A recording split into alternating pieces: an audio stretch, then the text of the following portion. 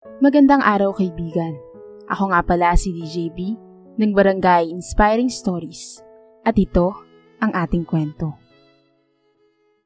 Aling Christy, isang kanin at sinigang nga po. Sambit pa ng customer ni Aling Christy. Kaya naman agad niya itong kinuhaan ng kanin kasabay ng pagtatanong niya dito. Isang order lang ba to? Tanong pa ni Aling Christy sa bagong dating na customer. Kilala ito ni Aling Christy at suki niya na ito doon. Agad namang nireplyan siya nito ng, "Oho, isang order po. Tsaka huwag mong kakalimutan yung sabaw, Aling Christy ah." Sambit pa ng kanyang customer. Natawa naman si Aling Christy at saka ipinagpatuloy. Matapos niyang maisandok ng isang tasang kanin, ay sinandokan niya din iyon ng ulam at sabaw. "Oo naman, Berting. Suki ka na, kaya't hindi ko makakalimutan ng sabaw nung palagi mong hinihingi." Patawang sabi pa ni Aling Christy habang ipinaghahainan si Berting ng mga in-order niya sa karinderya ni Aling Christy. Sinerve iyon ni Aling Christy sa kanito kinenta ang nabili ng customer niya. Kumain na muna yun doon at nang matapos ay agad itong nagtanong sa kanya. "Aling Christy, magkano ho sa lahat ng to?" Tanong ni Berting sa kanyang mga in-order na agad din namang sinagot ni Aling Christy. "60 iho, kasama na din yung ulam doon." Sambit pa ni Aling Christy kaya naman agad na siyang binayaran ni Berting at saka nagpaalam na ito. "Ito ho, Aling Christy, sarap ng ulam dito. Sisibat na ho ako, salamat." Nakangiting papuri pa ni Berting sa luto ni Aling Christy na agad namang pinagpasalamat ni Aling Christy at tumugon pabalik ng, "Sige, salamat iho, sa uulitin." Sambit pa ni Aling Christy. Sa kanito pinalinis sa kanyang anak ang pinagkainan ng kaninang customer na agad din namang sinunod nito at iniligpit agad iyon habang si Aling Christy ay inaayos ang ibang mga panindang ulam. Kadalasan, mga jeepney, tricycle o di kaya bus drivers ang kanyang mga customers. May mga iilan din bumibili sa kanyang mga panindang ulam. Bumibili ng mga makakain ng construction workers o di kaya pangkaraniwang tao lamang at kung sino-sino pang dumadayo sa kanyang karinderya. Kaya naman kahit papaano ay kumikita naman ang kanyang negosyong karinderya. Panoy ulam kasi ang kanyang tinitinda at ang katerno nito ay kanin, pati na din ang kahit anong inumin at sabaw. Sa totoo lang ay masaya si Aling Christy sa kanyang gawaing iyon. Dahil noon pa man ay iyon na ang kanyang pinagkakakitaan. Bata pa lamang si Aling Christy at ang iba pa niyang mga kapatid ay mulat na sila sa kahirapan. Kaya naman lahat ay ginagawa niya noon pa man upang may maipangtustos lamang. Dati ay pare-pareha sila ng pinagkakakitaan at iyon ang pamanang karinderya ng kanilang mga magulang. Ang iba sa kanyang mga kapatid ay nagtrabaho sa ibang mga klase na trabaho, tulad na lamang ng kanyang bunsong kapatid na si Ray, na isang delivery boy. Si Rosa na kasambahay at si Mona na naglalaba at madalas ding nagtitinda ng mga tuyo, dilis at mga dried fish sa market. Kanya-kanya ang mga ito sa kanilang buhay dahil walang mapagkukunan ng pera ang magkakapatid kundi ang kani-kanilang trabaho. Naalala pa nga niya noong bata pa lamang sila ay sa karinderya sila umaasa ng kanilang panustos lalo pa noong nabubuhay pa ang kanilang magulang. Palagi silang napag-uutusan ng mga ito kaya naman kahit salat sa buhay ay nakakaahon naman sila at nagkakapera. Sa kanila kasing magkakapatid, si Aling Christy ang pinakamasipag dahil siya ang palaging pinaghahabilinan sa mga kapatid niya. Siya kasi ang panganay sa magkakapatid, kaya't siya ang pinaghahabilinan dito ng mga magulang niya tuwing may mga lakad ang mga ito o di kaya may trabaho.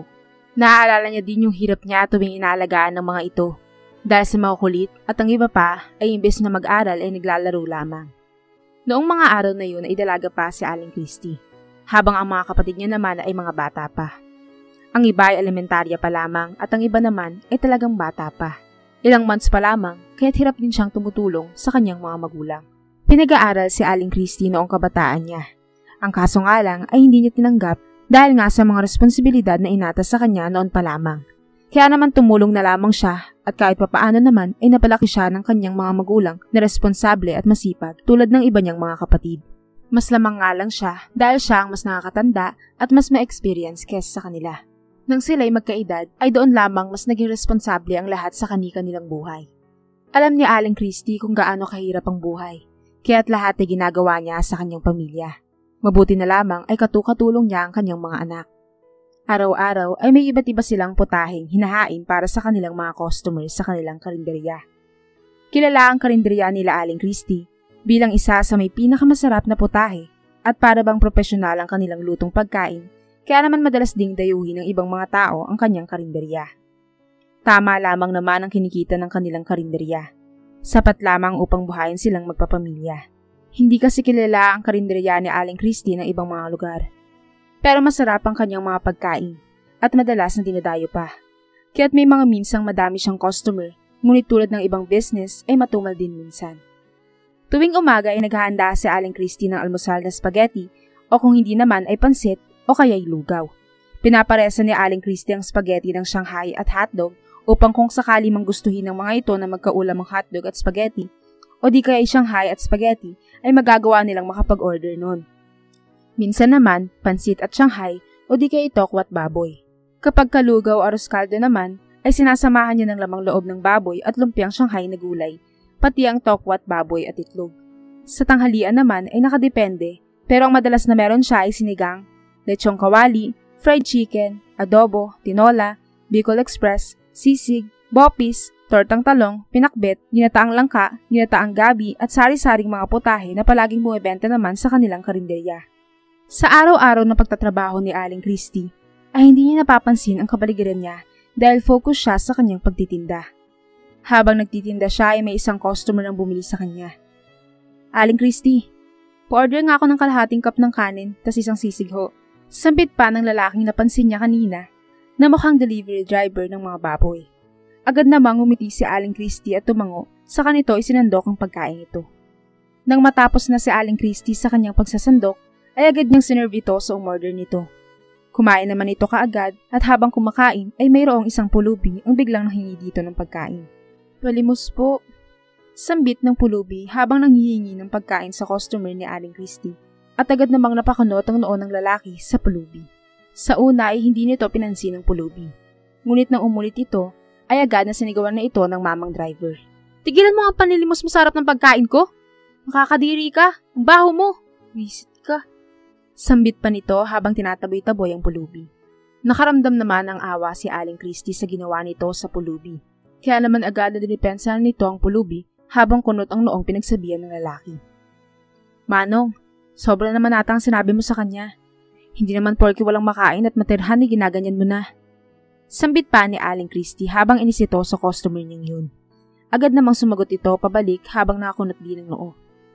Wala ako kayong pakialam kung anong gusto kong gawin sa pulubing to, kaya manahimik na lamang po kayo. Tugon pa nito kay Aling Christie habang naiinis din. Agad namang nainis si Aling Christie sa inasan ng lalaking yun. Hindi niya gusto ang mga ganong klaseng customer at tuwing may mga ganon ay pinapaalis niya ito. Kaya naman agad niyang sinermonan ng lalaki. Palibhasa ay hindi mo alam ang hirap ng wala kang malalapitan. Kaya mo nasasabi yan, iho. Sa totoo lang ayoko ng mga customer na katulad mo. Kaya't mas mabuti pa na umalis ka na lamang dito. Sambit naman ni Aling Christie habang inis na inis ito sa lalaking yun. Agad naman siyang tinapunan ng masamang tingin ng customer sa katumugon. O edi magsama kayo ng pulubing yan. Sambit pa nito na walang galang kay Aling Christie. Kaya naman tutugon pa sana ito nang biglang magsalita ito muli sa kadumukot ng pera at inilapag sa mismong mesa na kinainan ng lalaking driver. Sabay-sabing, "O ayan pera, kawawa naman kayo. Pangit na nga ng luto niyo, may pulubi pa kayo ditong alaga. Tsk, makaalis na nga." Sambit pa nito at iniwan doon ang in-order nito. Agad namang nanggagaliite si Aling Christie at saka umirit pa ng, mabuti pang umalis sa mga tulad mong walang modo, walang galang o kaya respeto, at walang konsensya sa kapwa niya. Darating din ang araw mo bata, huwag ka sanang magaya sa mga tulad nilang hinahamak mo. Sigaw pa ni Aling Christie habang inis na inis pa ito sa lalaking driver ng babuyan na kanyang dinideliver base sa dala-dala nitong madaming baboy sa loob ng selda sa mismong kanyang truck. Nang makaalis na ang lalaki, ay doon lamang napansin ni Aling Christie na pinagtitinginan na pala sila ng mga tao doon. Kaya pala agad na umalis at nagbayad na lamang ang walang respetong lalaki sa kanyang mga in-order na pagkain kay Aling Christie. Matapos yun, ay agad na nagsikainan na lamang at kanya-kanyang iwas na lang ng tingin ng mga customer nito nang makita nilang napaangat ang kilay ni Aling Christie. Napabuntong hininga naman si Aling Christie at natoon ang pansin sa pulubi kanina na ngayon ay nasa gilid na ng mismong karinderya na tila ay ayaw manghingi ng pagkain. Sa awa ni Aling Christie, ay pinaasikaso ni Aling Christie sa kanyang anak na panganay ang ibang mga customers. At agad na nagsandok ng pagkain para sa pulubing kanina'y nanghihingi sa kanya ng pagkain. Ipilagsandok niya ito ng sinigang at isang tasang kanin, pati sabaw ay binigay din ni Aling Christie sa pulubing iyon, saka ito pinuntahan sa gilid. Natakot naman ito sa presensya niya, ngunit ngumiti lamang si Aling Christie. Naku iho, alam mo bang delikado ang mga palaboy-laboy dito? Baka mahuli ka ng pulis. Sambit pa ni Aling Christie, habang ito ay nag-aalala sa kabataang lalaki na palaboy-laboy lamang. Sa totoo lang, ay iyon ang kauna-unahang beses na makita ni Aling Christie ang binatang iyon doon. Halata sa pulubi na nahihiya ito at nangingilala pa. Kaya naman mas lalong umiti si Aling Christie, sabay sabing, "Naku kang bata ka. O siya, ito nga pala para sa'yo." Sambit pa ni Aling Christie, saka binigay ang hawak nitong mga pagkain na kanyang hinain para sa pulubing binata. Agad namang natuwa ang pulubi at agad na nagpasalamat sa kinuha ang bigay ni Aling Christie. Kasabay noon ay para itong hindi kumain ng ilang buwan sa paraan ng paglantak nito ng pagkain bigay ni Aling Christie. Napangiti naman si Aling Christie dahil kahit papaano ay mababawasan na ang gutom na nararamdaman ng pulubing kanyang binigyan ng pagkain. Habang pinagmamasdan ng pulubi, ay naalala niya kung paanong noong siyang bata pa lamang ay namumroblema ang kanyang mga magulang sa pinansyal na aspeto. Kaya kapag nakikita ni Aling Christie na nagugutom ang kanyang mga kapatid, ay namamalimos si Aling Christie kahit hindi naman talaga siya pulubi noon. Sadyang dulot lamang ng kahirapan kaya't nagawa niyang mamalimos para sa kanyang mga kapatid at ipunin iyon para makabili ng pagkain mga kain ng kanyang mga kapatid. Na kahit wala siyang makain ay sapat na makita niya ang kanyang mga kapatid na nakakakain. Kahit pagaling iyon sa panilimos niya. Sa totoo lang ay hindi alam ng kanyang magulang yun. Na tuwing magpapaalam si Aling Christie na maglalaro lamang kasama ang mga bata, ay namamalimos na pala ito. Noong araw kasi ng mabuntis ang ina ni Aling Christie, ay sobrang gipit ang mag-asawa at madalas ang pag-aaway sa pinansyal na bagay. Kaya't kahit papaano, upang makatulong ay gumagawa na lamang siya ng paraan panustos sa kanyang mga kapatid. Sa magkakapatid kasi ay si Aling Christie ang may pinakabusilak ang puso. Dahil hindi naman yon ang unang beses na magbigay at tumulong sa maliit na paraan si Aling Christie. Dahil nga sa kinagisnan niya, kaya naman kapag alam niyang may maitutulong siya, ay gagawin niya ang lahat para makatulong sa kapwa. Para kasi kay Aling Christie ay alam niya ang ganoong klaseng kalagayan ng mga ito, na minsan walang makain at ipagtatabuyan ka pa ng ibang tao dahil sa karungisan o di kaya dahil sa kabahuan mo. Kaya naman ganoon na lamang ang simpatyang nararamdaman niya sa pulubing binata. Ilang saglit pa nang agad na matapos ng pulubi ang kanyang kinakain, ay agad itong nagpasalamat kay Aling Christie. "Salamat po." Sambit pa nito na halatang nangingilala pa din sa mga tao sa paligid niya. Ngumiti naman si Aling Christie sa katumugon. "Walang anuman, iho." "Siya nga pala, iho. Maaari ko bang malaman kung anong nangyari ba't napunta ka dito? May pamilya ka ba na naghihintay sa iyo nang maihatid kita doon?" Tanong pa ni Aling Christie sa pulubi, habang ito ay seryoso na iniisip na baka naliligaw lamang ito o di kaya inahiwalay sa mga magulang. Agad namang tumugon pabalik ang pulubi kay Aling Christie. "Ulila na ho ako at napadpad lamang ho ako dito dahil sa kahirapan. Ako na lamang po ang mag-isa sa buhay. Wala na ho akong pamilya." Sambit pa ng pulubi habang mapait ang ngiti nito kay Aling Christie na siya din namang dahilan kung bakit naawa ang matanda. "Naku iho, nakakapag-alala lamang din. Dahil laganap pa naman ngayon ng krimen at kidnap. Ayaw ko lamang sana na mapasama ka. Pasensya na." Sambit pa ni Aling Christie, habang ito ay naawa pa sa pulubi. Ngumiti naman ang binatang pulubi. "Wag na ho kayong mag-alala, Aling." Tanong pa ng pulubi kay Aling Christie. "Christie, yan ang pangalan ko, iho. Ikaw ba, anong pangalan mo?" Sambit pa ni Aling Christie sa pulubi. "Pipito po ang pangalan ko." "Maraming salamat po, Aling Christie, ha. Napakabuti niyo ho. Sana'y marami pa po kayong matulungan." Sambit pa ni Pepito sa kanya. Kaya naman mas lalo pang napangiti si Aling Christie. "Naku iho, walang anuman. Huwag kang mag-alala, papagawan kita ng masisilungan mo. At alam kong masyadong delikado kung palagi kang natutulog dyan." Sambit pa ni Aling Christie habang naawa ito sa pulubing si Pepito. "Sa ngayon, pagpasensyahan mo na muna kung ito lamang makakayanan kong ibigay sa iyo, ha. Hayaan mo pag nagkaroon na ako ng pera ng malaki. Hindi ka na problema pa kung saan ka sisilong. Sagot ko na ang iyong sisilungan."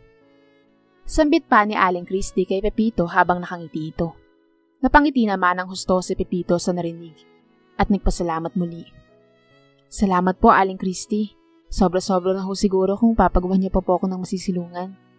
Ayos na din po ako sa pagkain at inumin lamang." Sambit pa ni Pepito habang nakangiti. "Naku iho, kung pwede nga lang kitang ampunin, inagawa ko na eh. Ayoko kasi talagang may nakikitang mga kabataang namamalimos eh. Dahil alam ko at danas ko ang hirap na wala kang makain o di kay tinataboy ka pa dahil sa pulubi at marungis ka. Sambit pa ni Aling Christy kay Pepito. Kaya naman agad namang tumugon pabalik si Pepito. Salamat ho kung ganoon. Masaya naman po ako kahit ako lang mag-isa dito. Mas gusto ko nga po ang ganitong mag-isa lamang eh. Huwag ho kayong mag-alala, Aling Christy. Sambit pa ni Pepito habang nakangiti ito. Hindi kasi ako mapapanatag, iho. Kaya ako gustong tulungan ka sa maliit na paraan na alam ko. Sambit pa ni Aling Christy kay Pepito. Ah, ganun ho ba? Sige po, Aling Christy. Salamat po ulit. Pasasalamat muli ni Pepito habang ito ay nakangiti. O siya, sige na iho. Mauna na ako at magtitinda pa ako sa aming karinderya. Sambit pa ni Aling Christy habang nakangiti nagpaalam kay Pepito. Tumango naman si Pepito habang nakangiti. Magmula nun ay palagi nang nakikita ni Aling Christy si Pepito sa gilid ng kanyang karinderya. Minsan ay namamalimos ito at madalas na tinatanggihan. Minsan pa nga ay minuta ito at nagmataas pa ang ilang customer ni Aling Christy.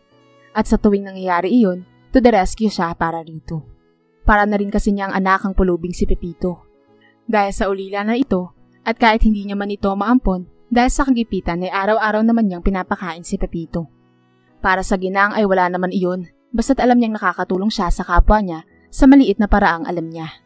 Madalas ding nakaka-interact ng kanyang mga anak si Pepito.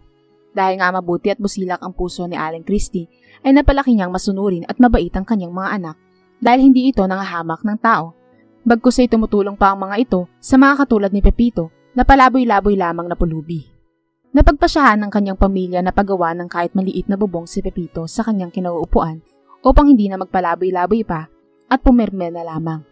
Nakikita kasi nila kung saan-saan ito nagpupunta. Ngunit palagi itong nasa gilid ng karinderya ni Aling Christy tuwing matatapos ito sa panlimos at pagpapalaboy-laboy nito. Minsan nga ay nagugulat na lamang din ang pamilya niya sa pagsulpot nito sa gilid dahil hindi nila namamalaya ng bawat kilos nito. Madalas pa ang nakatanaw ito sa karinderya nila, ngunit makikita sa mga ngiti nito na talagang masaya ito tuwing magbibigay sila ng pagkain dito. Habang patuloy lamang sa pagsiserve si Aling Christy sa kanyang mga customers tuwing umuorder ang mga ito. Maaga naman palagi nagbubukas si Aling Christy, ngunit may mga pagkakataong wala na doon si Pepito. Alam nilang nagpapalaboy-laboy iyon sa kanilang baryo ng mga ganoong oras, kaya hinahayaan na muna nila dahil bumabalik din naman ito. Ngunit isang araw ay nagulat na lamang si Aling Christy dahil sa buong araw ay hindi nito nakita si Pepito sa pinaglalagian nito. Madalas kasing nasa iisang pwesto lamang iyon.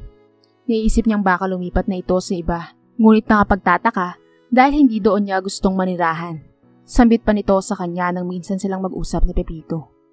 Naghintay na lamang si Aling Christy hanggang kinabukasan, ngunit wala talagang Pepito na dumating, kaya't hindi na lamang niya pinansin pa ang pagkawala ni Pepito. Sa paglipas ng mga araw ay napapaisip pa din si Aling Christy sa kalagayan ni Pepito, ngunit nagulat siya nang isang araw ay makita niya ang isang pamilyar na binata. Nakatuksido ito na all black at mahalatang nanggaling ito sa mayamang angkan.